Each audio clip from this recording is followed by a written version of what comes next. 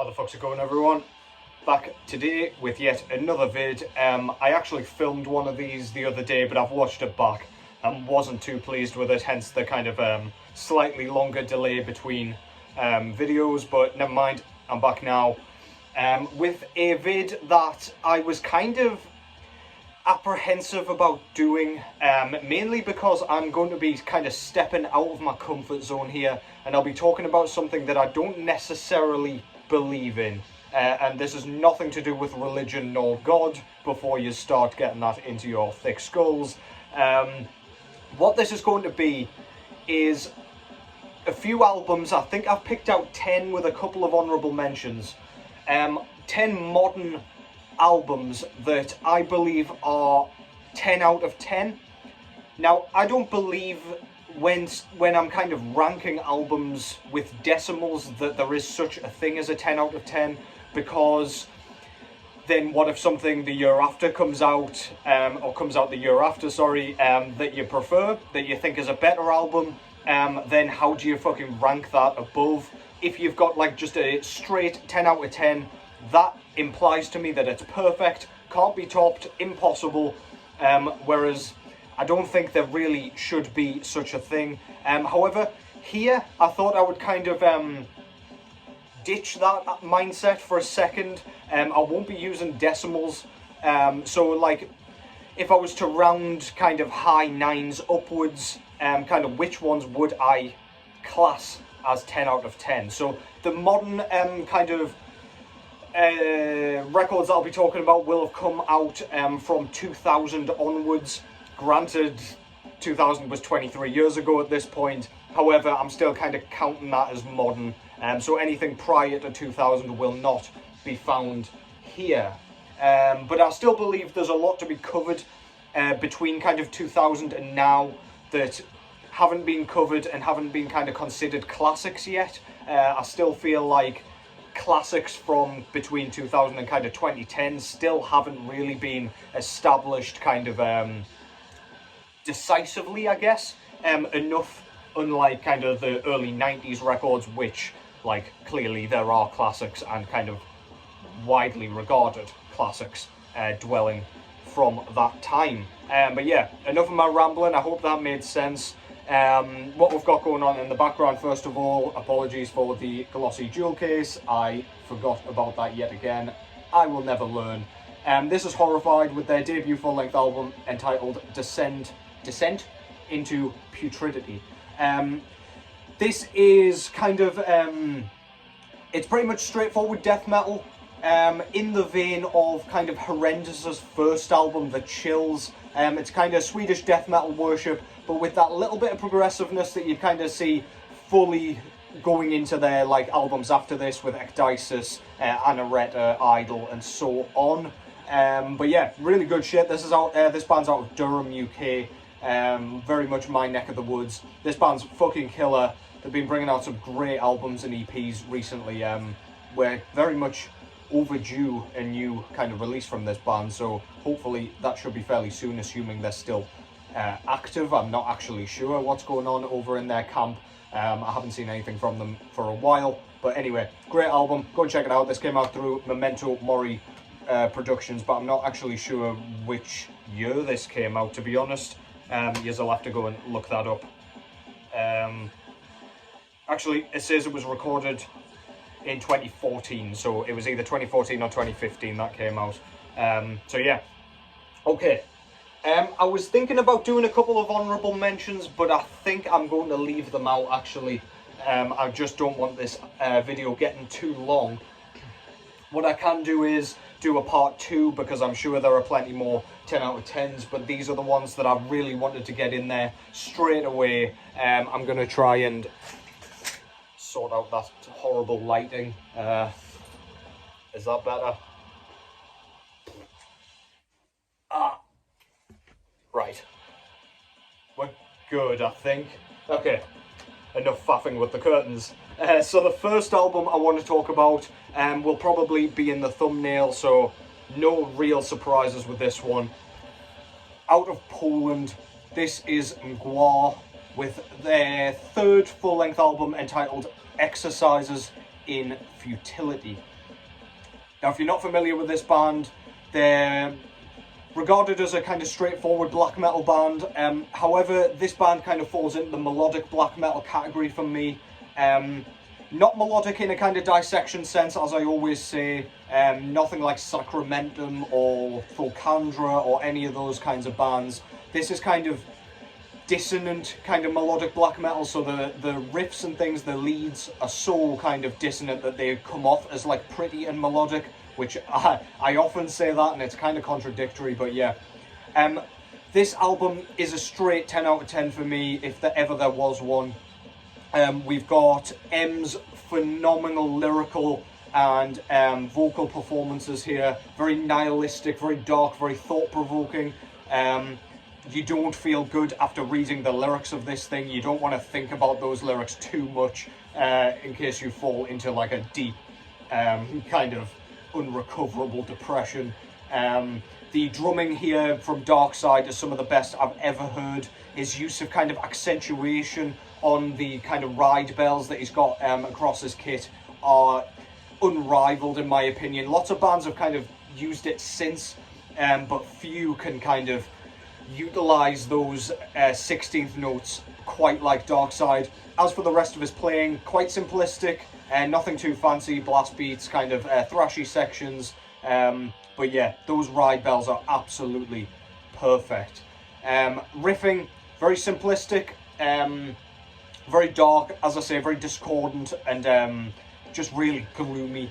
Very repetitive as well. They use that to kind of bring forth the atmosphere that they're creating, and it is just a masterpiece of an album. Every track on here is different to one another, but it all has a similar effect. So dark, so kind of Stygian and tenebrous, and it's just pitch black perfection.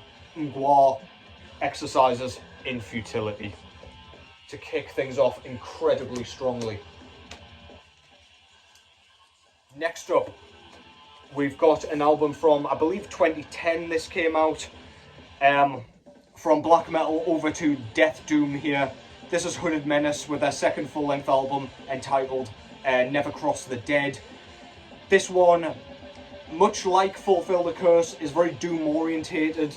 We've got that kind of crushing, fuzzy guitar tone that's very, very kind of characteristic of doom metal. There's lots of kind of Black Sabbath kind of stuff going on here, but then we've got the really grumbling, like gurgly Lasse Pico vocals on this. This comes off like a horror film. This is kind of modelled off the Tombs of the Blind Dead B horror movies.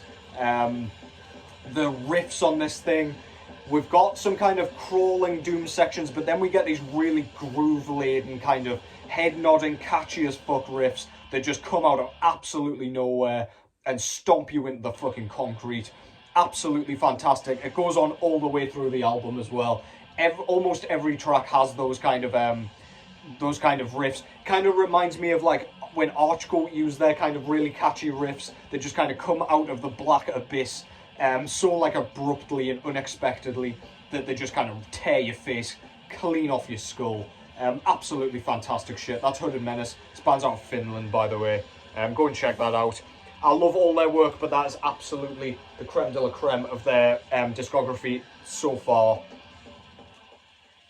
Next up, we've got an album that didn't actually make the cut for my, I believe it was 2021 Albums of the Year list. Didn't even make it on. Yet, now, having spent more time with it, I consider this a perfect album, or as close to perfect as you can get. I've tried not to include anything that's too recent here because it hasn't had that time to kind of build classic status just yet. However, every time I listen to this it gets better, and I've been listening to it for pretty much 2 years straight and it keeps improving. This is Këkht Aräkh out of, I want to say Switzerland or Austria, I'm so sorry. This is his second full-length album entitled Pale Swordsman. This was put out through Liver Mortis. This is raw black metal inherently. It's not quite recorded on a toaster kind of like style. It's not quite that super raw, nasty black metal that you get with like bands like Candelabrum and Consumatio and bands like that. It's definitely caked in some static, but you can hear everything that's going on. I often describe the kind of ambient sort of synths that go alongside the black metal as kind of being like Minecraft music, and that's no kind of that's not a dampener on this album, because the Minecraft music is super atmospheric and really unique.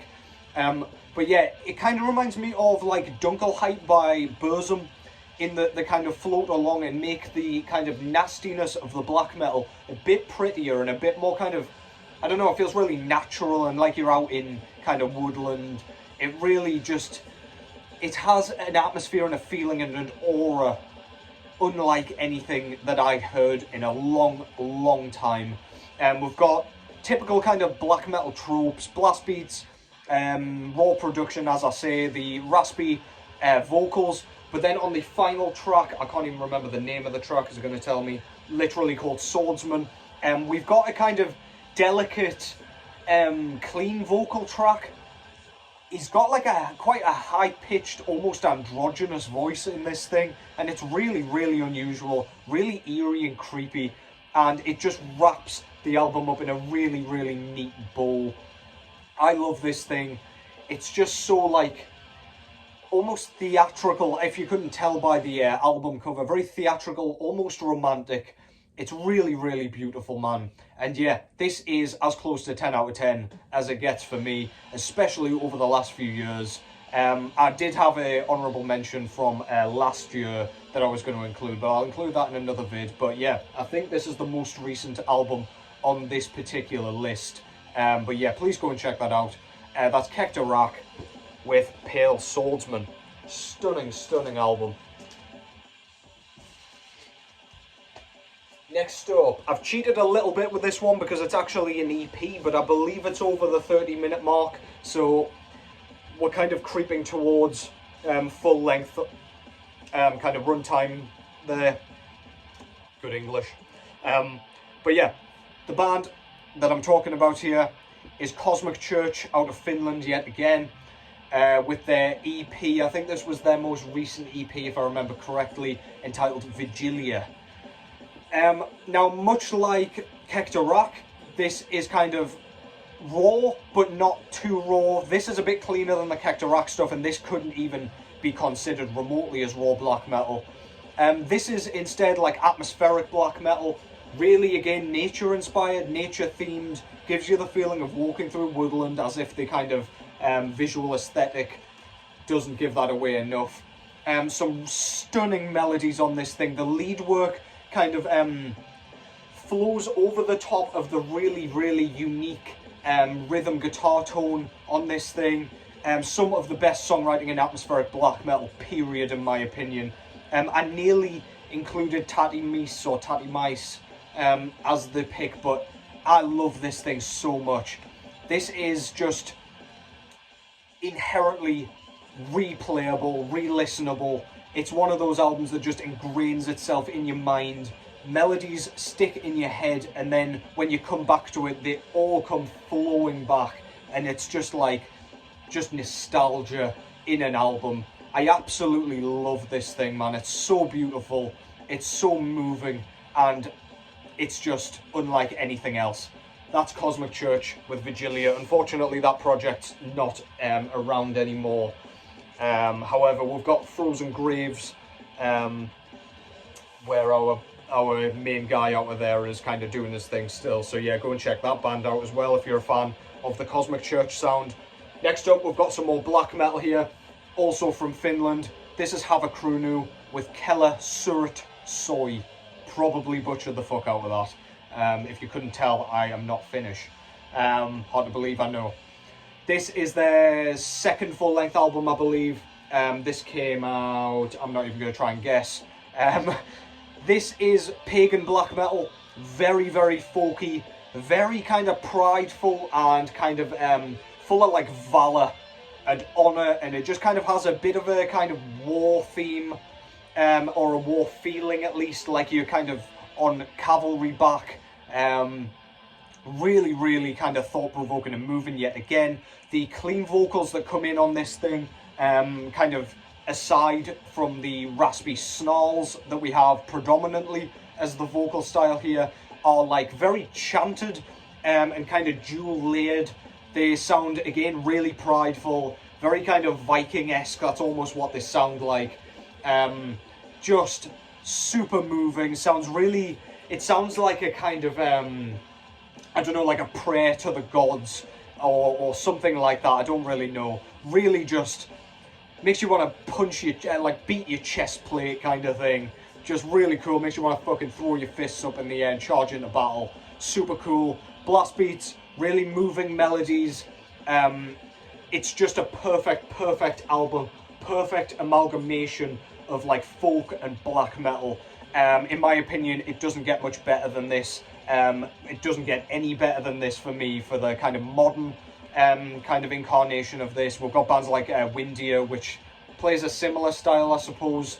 However, yeah, as modern bands go and modern songwriting in this kind of realm, Havocrinu is just the absolute top dog in that kind of soundscape. Absolutely fantastic shit. That's Kelle Surut Soy by Havocrinu, or perhaps not. If you finish, please tell me if I absolutely murdered your beautiful language there. Or actually tell me how badly I murdered it, because clearly I will have. Next up, I've got a modern album from a kind of classic death metal band.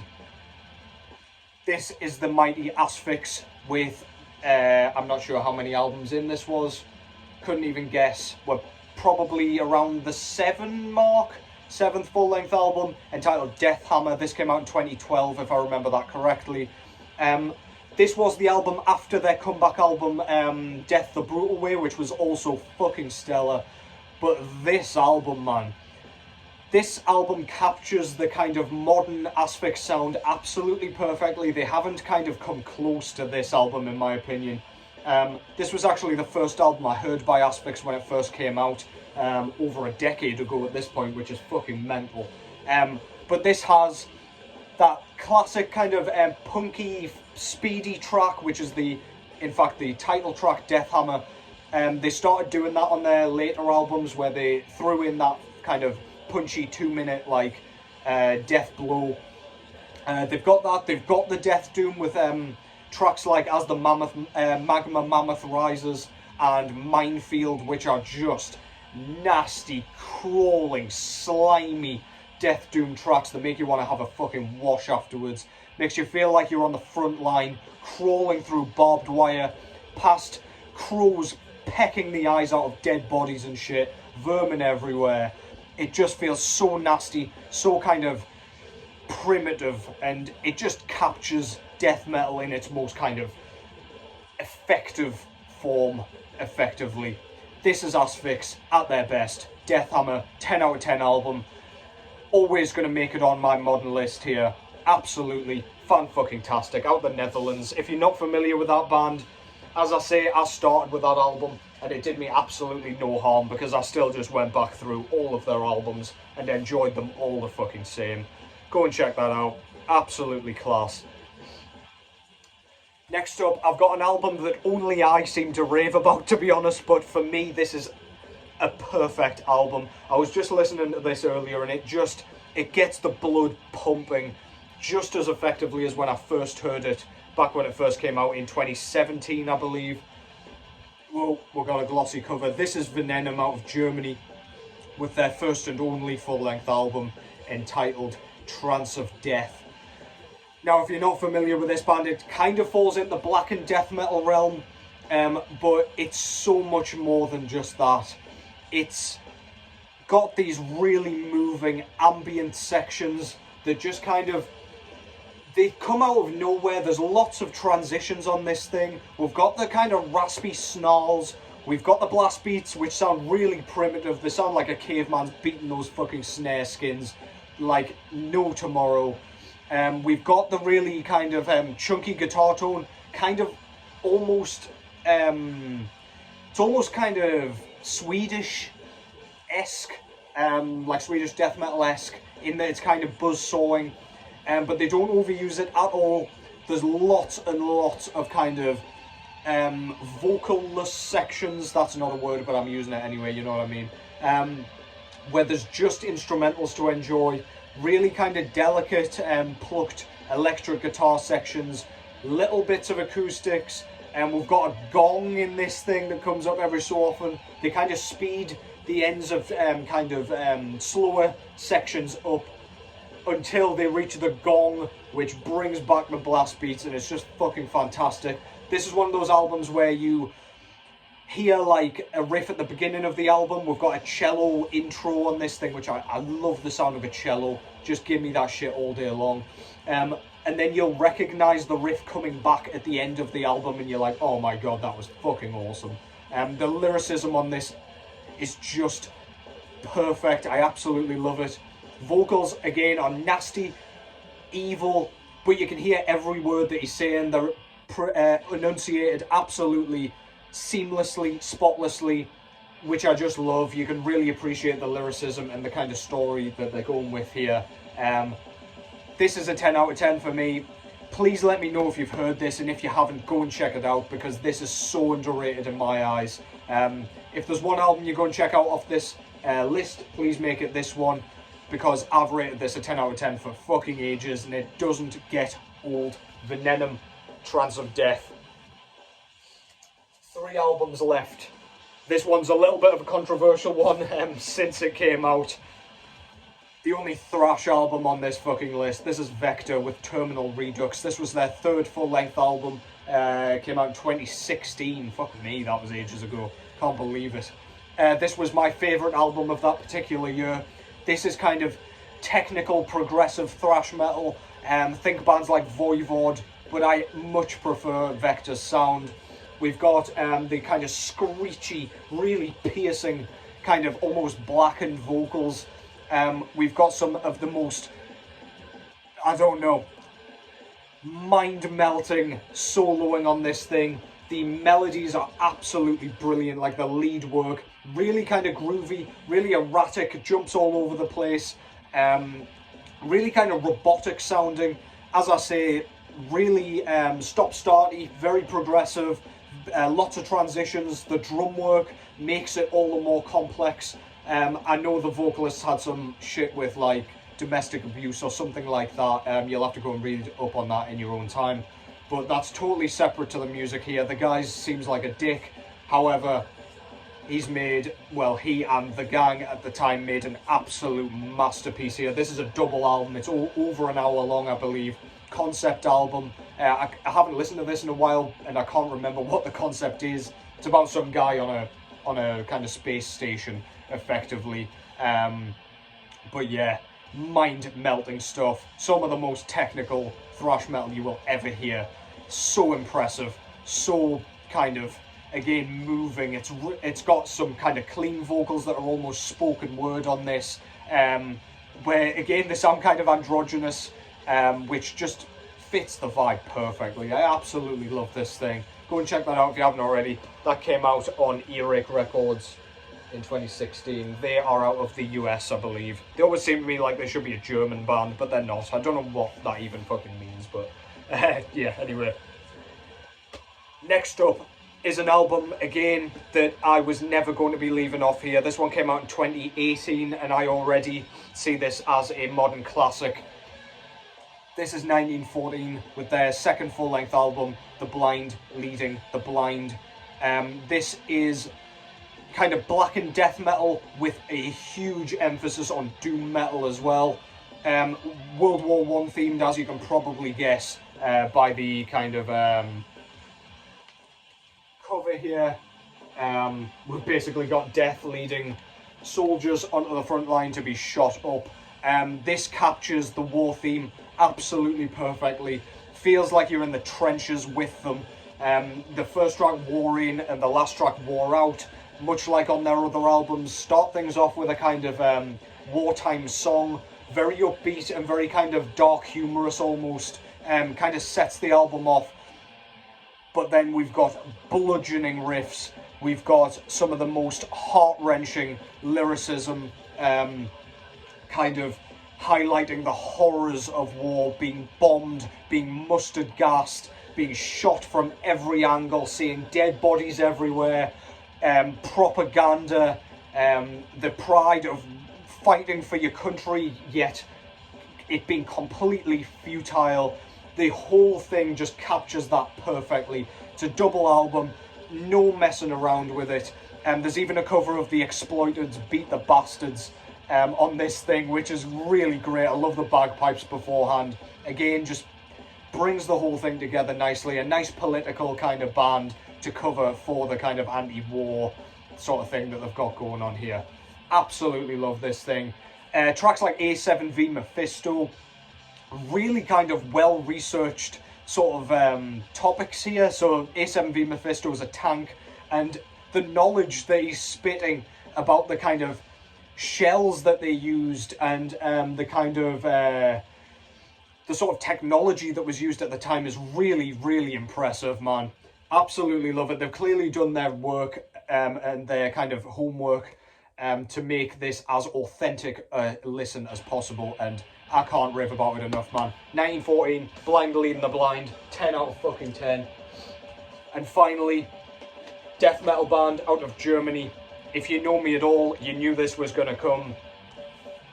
This is Sulphur Aeon with their third full-length album entitled The Scythe of Cosmic Chaos. This one came out in 2019, I think. The very, or maybe 2018, the very back end of 2018. So it didn't end up on my year-end list. However, this would have been #1 without a doubt.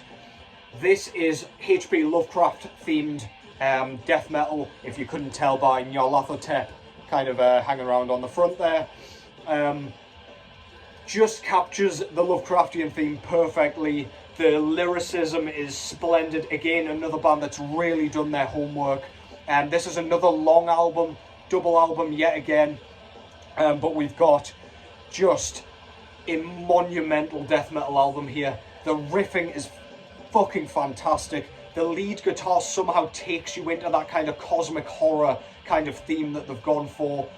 Really gruff, bellowed vocals. Then we've got some like almost chanted clean vocals again.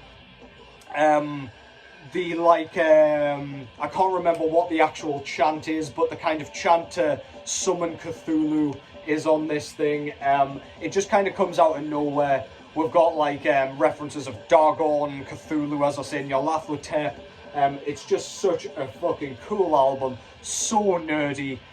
If you love Lovecraft at all in any facet and you like your death metal, this is perfect. We've got kind of slower sections which kind of calm the album down, like on tracks The Summoning of Nyarlathotep, which has a kind of outro with this really beautiful kind of lead melody. It just gets your kind of heart racing, makes you think, just gets you in that zone, makes you feel like you're sprouting fucking squid tentacles from everywhere, and like there's lightning and God knows what all around you. Absolutely 10 out of 10 album, no doubt about it. There is no doubt in my mind, if I was going to give out 10 out of 10s like they were nothing, all of these would cement themselves as 10 out of 10s. There are not many albums at all, other than those ones in my collection, that I would class as 10 out of 10, at least from the modern scene. If you are interested, I will do a kind of classic 10 out of 10 albums list, and I'll see if there are enough kind of modern ones for another vid. I've definitely got 2 others here, which I'll show in another vid. I feel like I've done enough rambling for one day. Yeah, hope you have enjoyed that. Give me your thoughts on the albums I've picked. Let me know if you've heard them all. If you haven't, go and fucking check them out. Give me your takes. Which albums do you see from the kind of modern era? And I'm classing that as 2000 onwards, even though, yeah, jury's out on whether or not that's actually modern at this point. Yeah, let me know which ones you see as fitting into this category. They're my 10 out of 10s. This was my opinion entirely, not yours. So yeah, you can always suggest your own, but don't have a go at me for what I've got on mine. These are 10 out of 10s, whether you like it or not. thank you as always for watching. Support's been fucking immense, as always. I've got a few ideas up my sleeve. I saw a vid recently that I'd like to do a response to, so I will shout that channel out in that vid when I get round to it. But yeah, for now, thank you as always for watching. Take care as always, and I will catch you in the next one.